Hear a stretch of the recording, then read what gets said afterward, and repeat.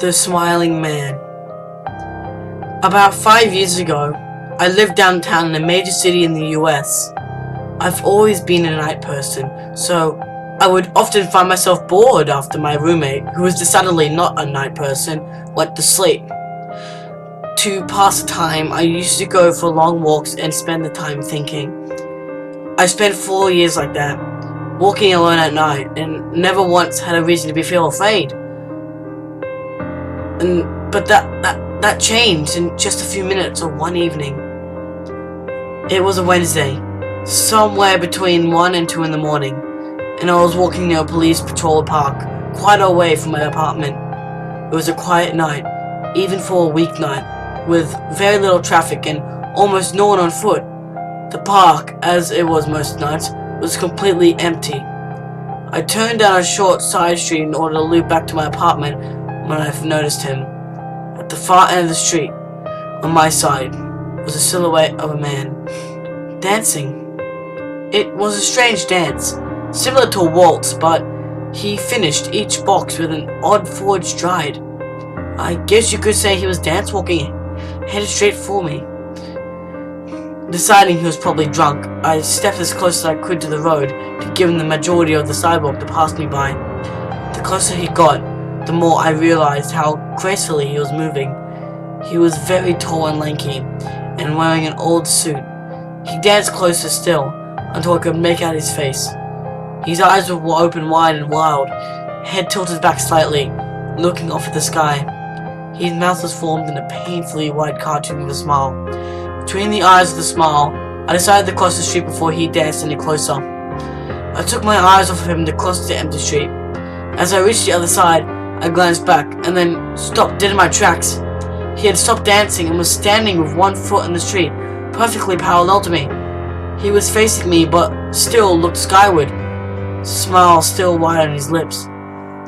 I was completely and utterly unnerved by this. I started walking again, but kept my eyes on the man. He didn't move. Once I had put about half a block between us, I turned away from him for a moment to watch the sidewalk in front of me. The street and sidewalk ahead of me were completely empty. Still unnerved, I turned back to where he had been standing to find him gone. For the briefest of moments, I felt relieved until I noticed him.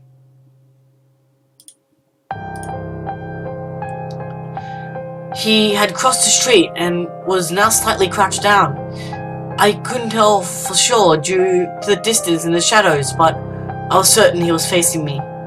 He had looked away from him for no more than 10 seconds, so it was clear that he had moved fast.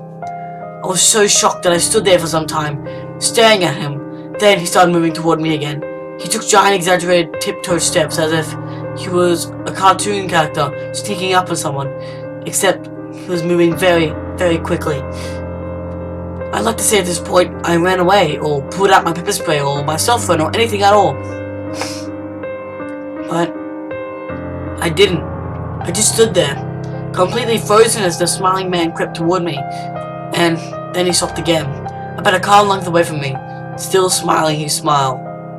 He looked at the skies. When I finally found my voice, I blurted out the first thing that came to my mind. What I meant to ask was, "What do you want?" in an angry, commanding tone, became in a whimper, "What?" Regardless of whether or not humans can smell fear, they can certainly hear it. I heard it in my own voice, and that only made me more afraid, but he didn't react to it at all. He just stood there, smiling. And then, after what felt like forever, he turned around very slowly and started dance walking away. Just like that. Not wanting to turn my back onto him again, I just watched him go until he was far enough away to almost be out of sight. Then, I realized something. He wasn't moving away anymore, nor was he dancing. I watched and as the distant shape of grey grew larger and larger. He was coming back my way, and this time, he was running. I ran too. I ran until I was off of the side road and back into a better lit road with spare traffic. Looking behind me then, he was nowhere to be found. The rest of the way home, I kept glancing over my shoulder, always expecting to see this stupid smile, but he was never here. I lived in that city for 6 months after that night, and I never went out for another walk. Something about his face that always haunted me. He didn't look drunk. He didn't look high. He looked completely and utterly insane. And that's very, very scary thing to see.